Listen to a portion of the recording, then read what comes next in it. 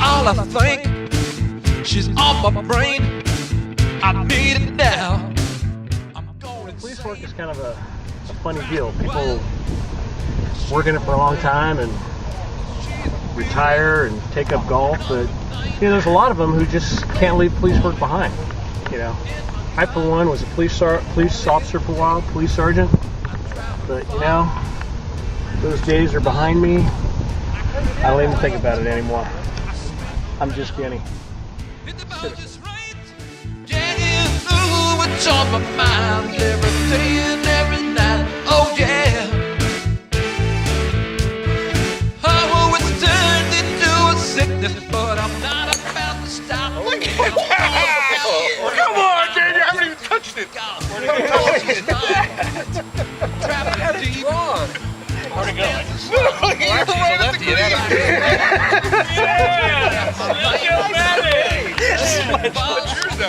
Don't see my wife for weeks at all. I'm out picture 10 on the very first rough. Oh yeah. Yeah, practice till it hurts because I can't get enough. Oh, I'm gonna have to face that I'm addicted to golf.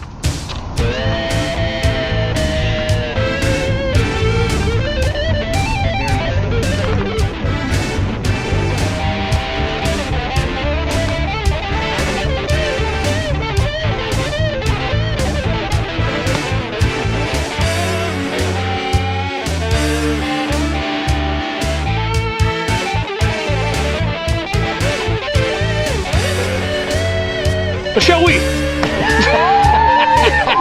Nice! Here's Michelle Lee. Can't sleep, don't wanna eat. I'm skipping work, I'm taking heat. I'm so close to reaching bar. Just a 2-foot putt, but I hit it too hard. Oh, all the lessons in the world couldn't help. Oh yeah.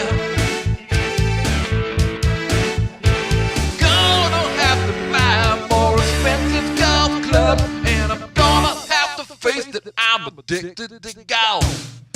Gonna have to face it, I'm addicted to golf.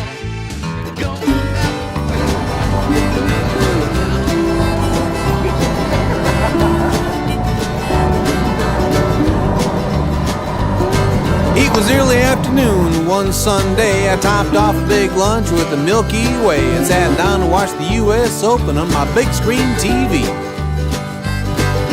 Well, the final round can last forever, so I grabbed a pillow and I fluffed up the feathers and I put my feet up high and I guess I fell asleep. 'Cause it was then that I had this crazy dream that I was warming up on the practice green, getting ready to play against none other than Tiger Woods. The U.S. Open title was on the line, so Tiger shook my hand and looked me in the eye, and he wished me luck just like a fellow golfer should. Well, Tiger had the honors on the first tee, and he striped it so far that even he flashed a big old smile when it landed in the short grass. Now I was sure I was going to hit a worm burner, so I gripped my driver just a little bit firmer and I hit a weak slice into the rough and got out of there fast. Well, of course, we got out to my ball first, and I overcooked a 5-iron and let out a curse, and I begged my ball to bite her to get a member's bounce. But lucky for me, it stayed on the dance floor, and 2 tricky putts later I had my 4, but I was sure that I'd open the door for that Tiger to pounce. He had a birdie putt that was inside the leather, but when he lipped it out, I didn't know whether to say nice try or to just keep my mouth shut.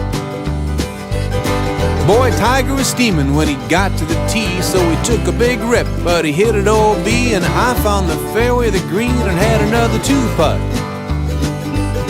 Well, that's kinda how it went for the whole front 9. I was making pars and swinging fine. The Tiger was scrambling and struggling just to stay within reach. So when we made the turn, I was ahead by 3 in the U.S. Open. Well, who would have believed that I'd be leading on Sunday afternoon at Pebble Beach? Then I got stupid and swung for the flag on 10. Even though I knew it was a sucker pin, I caught it thin and it plugged in the sand on the short side.